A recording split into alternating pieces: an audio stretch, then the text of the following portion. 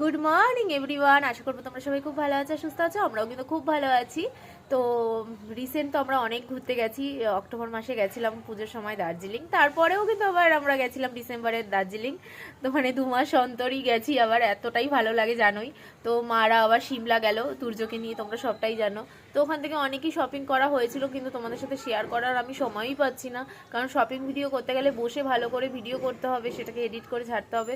তো এইসব সময়ই পাই না, জানো না। তো সেজন্য করতে পারিনি। তো যখন যেটা ভাবছি ইউজ করব তখনই তোমাদের সাথে শেয়ার করে নেব।